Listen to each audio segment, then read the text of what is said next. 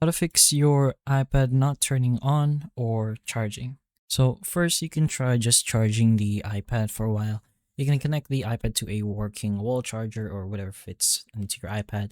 And it's best to use the original charger for your iPad to avoid any kind of unrelated issues. In our case, this iPad does take a Type-C cable, so we're going to go ahead and use that and just plug it into the iPad. Make sure the other end does, go into electricity. So just leave it charging for up to an hour if the battery is completely drained. A very low battery may need several minutes before anything does appear on the screen. As for the charger and cable, try a different compatible charging cable. If the cable doesn't work, you can try it on a different thing to see if the cable does work. Let's say a kind of device that has the same output. So if the cable works for that, then the cable should be fine and working, and the problem is probably in your iPad. So try a different compatible charging cable or power adapter or wall outlet if the iPad still doesn't show any kind of charging signs.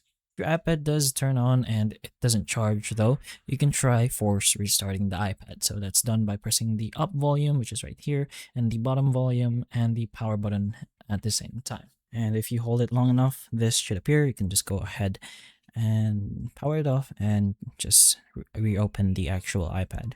You can try charging again after the restart, so reconnect the charger and leave the iPad connected for a while after the force restart. So just re-plug in the cable back into your iPad. If possible, you can test another known working charger to rule out a factory cable or adapter. So just try recharging it to see if the cable works after the restart. If it doesn't show any sign of power or charging after those steps, it is recommended to arrange a service or repair since the problem may involve with the battery or the charging hardware or even another internal component. So the best and safest way to go for next, especially if you're not sure what to do with your actual iPad, is to just get the iPad serviced if it still won't start. But those are a few things you can keep in mind if your iPad isn't turning on or charging. So hopefully this video does help. If it can, please like and subscribe for more videos like this, and that's all.